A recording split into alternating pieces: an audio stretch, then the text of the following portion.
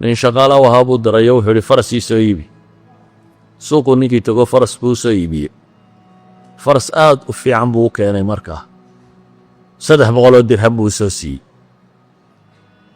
wuxuu idhi ninkan waan la soo heshiiyey, faraskan 300 dirham baan ku soo heshiinay, dee waa kan faraskii iyo lacagta sii. wuxuu idhi ma faraskan baad intaa kula soo heshiisay? haa. ninkii buu la hadla wuxuu idhi waryaha warniya waxaan u malaynayaa faraskaagu inuu intaa ka qiimo badan yahay. 400 ma kaa siistaa? dee nuga walba 3 buu oggolaa. 4 ma kaa siistaa buu yidhi. haa buu yidhi. haddana faraskii intuu eegay buu yidhi waxaan u malaynayaa faraskaagu inuu intaa ka qiimo badan yahay. 5 ma kaa siistaa? haa buu yidhi. sidii u wade ugu celinayay buu faraskii 800 isku gaadhsiiyey. haddaba isagii faraskii 300 loogu keenay ayuu 800 gaadhsiiyey. markaasuu wuxuu yidhi 800 baa kaa siistee qaado. nebigaan heshiis kula galay buu yidhi qof kasta oo muslima inaanu naseexeeyo.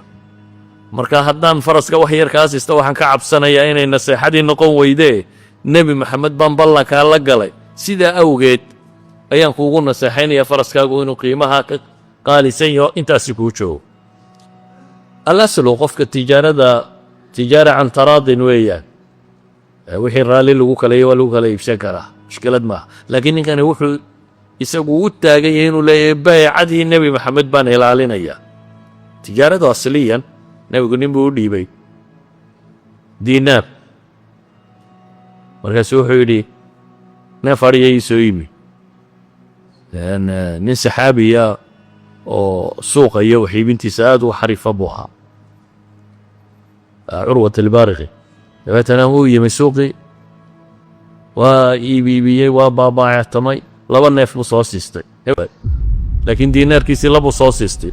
haddana markuu dhexda maraya buu arkay qaar xoolo doondoonayo, kuwiibuu haddana la gorgortamay. neef muu ka iibiyey, neefkiibuu haddana diinaar siiyey. nebigu wuxuu ku soo noqday isagoo neefkiina wada diinaarkiina wada. nebigu diinaar buu u dhiibay, u yidhi neef ii soo sii. suuqa markuu la tegey diinaarkii 2 neef buu soo siistay. haddana mid buu dib u iibiyo diinaar siiyey, isagoo markaa diinaarkii iyo neefka adhiyaba wada buu keenay.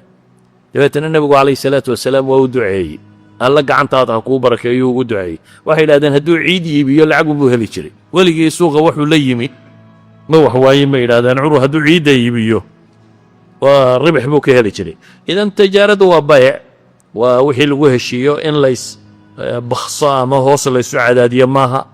in gish laysku sameeyo, kan wax iibinayana wax khiyaameeya maaha. laakiin halkan xadiidku waxa uu tilmaamaya saxaabigani siduu naseexadii nebigu uu kala ballamay uu u fulin lahaa. ayuha alaxiba, idan dadka madaxda waxaa lagu leeyahay inay dadka muslimiinta aan wanaaggooda ka taliyaan, inuu wax uu ka fakara ay noqoto danta caamka ah. dadka caamadaana waxaa lagu leeyahay dadka madaxdaa inay ateecaan, ceebtooda asturaan, xantooda iska daayaan, wanaaggay u sheegi karaan ay u sheegaan. wixii wanaaga iyo tala ah ee habboonna inay u sheegaan. nebigu calayhi salaatu wasalaam wuxuu leeyahy in allaha tacaala yardaa lakum 3 wayakrah lakum 3. xadiidka imaamu axmed warinayo. ilaahay subxaanahu wa tacaala 3 buu raalli idinka yahay, 3na waa idiin nacay. 3 buu raalli idinka yahayoo yardaa lakum an tacbuduuhu walaa tushrikuu bihi shay'a, inaad keligii caabudaan cidna aydan ugu shrig yeelin. wa an tactasimuu bixabli illaahi jamiica, ilaahay xadhiggiisana inaad wada qabsataan oo midnimadiinna ilaalisaan. yacni ka koow waa inaad ilaahay cibaadadiisa u khaalis yeelo. 2 waa inaad muslimiinta wada jirkeeda ilaaliso oo ilaahay xadhiggiisa aad ku wada jirtaan oo adigu aanad noqonin muslimka ka kala kaxaynaya kala filqinaya. 3 wa an tanaasaxuu man wallaahu allaahu amrakum, inaad u naseexaysaan cidda ilaahay madaxda idinka dhigo, waa wanaagga u sheegtaa. 3na waa laydinla nacay, qiila waqaal wa kahrati الsu'aal wa idaacati ilmaal. 3na waa laydinla nacaa la yidhi, waa qiila waqaal, waxaa la yidhi de iska dhaafa been unbaad sheegay akharka haddaad waxaa la yidhi waddo axadulkadaabiin unbaad noqon doontaa labada beenaale mid waxaa la yidhidu ma fiicna saa daraaddeed xumuhu xataa ma faafeen haddaanad adigu noqonaynin kii faafinayay xataa hadduu xumo jiro in la asturaabaa fiican haddii la inkiri karana in la inkiro oo la tirtiro laakiin in la wariyo oo dadka lagu sii dhex faafiyo oo aad tidhahda ma og tahay waxa dhacay midaan waxbaba ka qaban kara inaad ku sii akhrido isna uu mid kale ku sii akhriyo xumaha la faafiyaa diin ahaan ma bannaana qiila waqaashu ma bannaana su'aal badniduna ma bannaana ama inaad dawarsiga caado ka dhigato su'aasha badisid ama su'aalo cilmiyo aan waxba kaaga faa'iida ahayn inaad la soo taagnaato sheekh waxaan ku weydiiyo su'aalunbaad la taagantay su'aasha badanina ma fiicna haddaanay wax manfaci kuugu jirin ka saddexaadna xoolaha in la dayaco la lumiyo iyana ma bannaan saddexdaaba waa laydiin nacay buu nebigu leeyahy calayhi salaatu wasalaam ayuha alaxiba nebigu calayhi salaatu wasalaam axaadiista tirmidi warinaya waxaa ka mid ah nadara allahu imra'an samica maqaalatii fawacaaha waxafidaha waballagaha faruba xaamili fiqhin ilaa man huwa afqahu minhum ilaahay wejigiisa ha nuuriya buu nebigu yidhi calayhi salaatu wasalaam cidda warkayga maqasha ee weelaysee ilaalisa ee dabeetana qaadda ee dadka kale sii gaadhsiisa waxaaba la arkaa mid soo xambaaray inuu gaadhsiiyo mid kaloo isaga uga sii faham badan oo uga sii dhaqan badan adigu warka xadiidkaad maqashay intaad kaga dhaqanto waxaaba laga yaabaa kaad u sheegtaa inuu kaaga dhaqan bato ajarkaad kaa ka heshaa inuu kaba bato intaad adigu ku camal fashay wuxuu kaloo nebigu yidhi calayhi salaatu wasalaam halaaثun laa yugallu calayhina qalbu muslim saddex qof muslimi laa yugilu iyo laa yagallu labadaba way xarakeeyaan laa yugilu haddaad tidhahdo waa min aliklaal waa khiyaanadii laa yagallu haddaad tidhahdo fatxa ka dhigtana waa tii xaqdiga ahayd qalbi qof muslimi ma khiyaameeyo ama ma diida ama ma xaasido waa maxay ikhlaasu alcamali lilaah ilaahay camalka in loo keli yeelo wa munaasaxa a'immati almuslimiin dadka muslimiinta ee madaxda ah in loo naseexeeyo wa lusuumi jamaacatihim jamaacadoodana in la laasimo fa ina adacwata tuxiitu min waraa'ihim ayuha alaxiba nebigu calayhi salaatu wasalaam markaa muslimiinta guud ahaanna waa ugu naseexaynayey gaar ahaanna waa ugu naseexaynayey dhallinyarada gaar buu ugu naseexeeyey oo aswaajta gaar ugu naseexeeyey oo cid walba wasiyaadkiisu aad u tiro badan yihiin oo dadka muslimiinta oo dhan uu gaadhsiiyey nasiixadu tacyiir maaha ceebayn maaha ama canaan maaha dadka badh baa naseexada waxay u haystaan qofka waan u naseexaynaya laakiin waad canaananaysaa canaan maaha waad u naseexaynaya waad ceebaynaysaa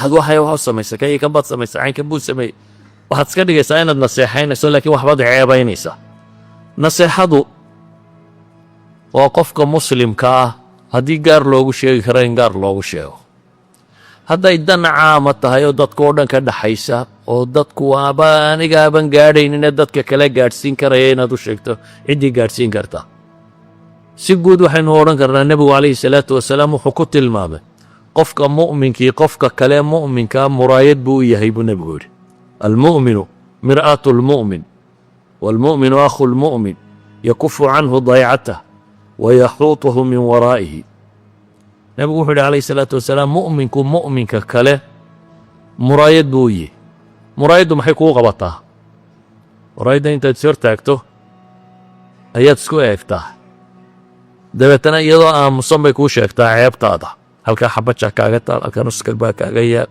halkan si fiican umaad maydhin ceebtaadoo dhan bay kuu sheegtaa ma ceebtaadoo quray sheegtaa maya quruxdaadana waa ku tusitaa intii fiicane kugu taallana waa ku tusidaa idan nebigu wuxuu ku tilmaamay mu'minku mu'minka kale muraayad buu yihi macnaheedu waxa weeyaan qofka muslimka aad ku aragtay ceebtiisa si latifan ugu sheeg si uu isaga tirtiri karo dhibina aanay u soo gaadhi karin markaasuu nebigu wuxuu ku tilmaamay mu'minkaasi mu'minkaa kale inuu muraayad u yahay mu'minku mu'minka waa walaalkii buu nebigu yidhi yakufu canhu daycatah wayaxrutuhu min waraa'i wixii alaabtiisa iyo wixiisana waa u ilaaliyaa wax dhibana ma gaadhsiinaya macnuhu guud ahaan way tahay idan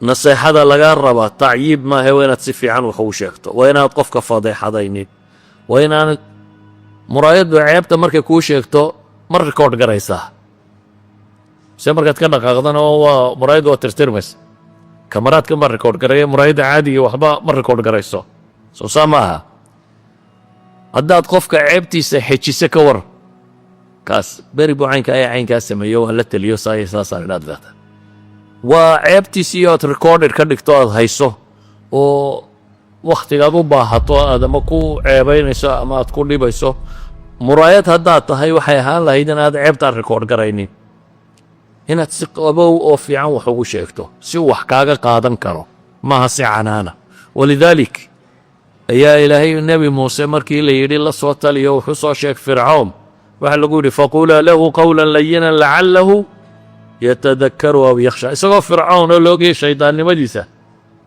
ayaa haddana ilaahay yidhi si qabow wax ugu sheeg idan ayuha alaxiba waan soo koobaynaa dadku waa sooman yahay waxaan ku koobaynaa waxa weeyaan qaalat namlatun yaa ayuha annamlu idkhuluu masaakinakum laa yaxtimannakum sulaymaanu wa junuuduhu wahum laa yashcuruun quraanyada ilaahay warkeeda way inoo soo guuriyey innagoo aan afkeeda fahmaynin innagoo aan xataa haddaynala joogto afkeeda fahmaynin baa ilaahay kitaabkiisa khaalidka inoogu soo guuriyey waxaan leenahay waxa loo soo guuriyey waxa ka mida inay wax sheeg tahay oo aynu ka faa'iidaysanno wax sheegaasi oo ah iyadoo hal xabbad oo keliya ah ayay mas-uuliyadiisa saartay mujtamaceeda dhammi siduu u badbaadi lahaa waa hal xabbo ayaa mas-uuliyaddaa qaaday inay bulshadeedao dhan siday u badbaadi lahaayeen qaado haani alamr inay u sheegto wixii ay ku baxsan lahaayeen mushkilad qura kamay warramin ee waxay sheegtay xalku wuxuu yahay idkhuluu masaakinakum waxay kaloo u sheegtay haddii xalka la qaadan waayo waxa ka ratibmayaa inay tahy laa yaxtimannakum sulaymaanu wa junuudu waxay kaloo u sheegtay cidda dhibtu ka soo gaadhaysaa cid aan iyaga dhib la rabin inay tahay laakiin ficilkooda waxa ka dhalanaya inuu yahay dhibtaasi inay timaado waxaasoo dhammi mid waliba waa cashar keligii la sharxi karo keligiina nusuus iyo adilo tiro badan loo soo naqlin karo laakiin waxaan ku talagallay inaan intay namladu ku koobsatee ilaahayna inoogu koobaynana inaynu ku koobno inaynan kaba badin intaasi waa maxay digniin iyo amar iyo nahyi iyo bulshada wixii khayrku ugu jiroo dhan oo loo tilmaamo qofka mu'minkina inuu dareemo naseexadaasi walaalkiisa kale muslimka ah laa yuuminu axadukum xataa yuxiba liakhiihi maa yuxibu linafsih qof kastoo mu'mine iimaan kaamila ma yeelan ilaad walaalkaa waxaad naftaada la jeceshay aanad ilaa aad kala jeclaato iyo man satara musliman satarahu allahu fi dunya walaakhira dadka muslimiinta inaad ceebtooda faafin ee inaad si quman waxaad ugu sheegto sala allahuma calaa nabiyina muxamedin wala alihi wasaxbihi wasalam walxamdu lilahi rabbi alcaalamiin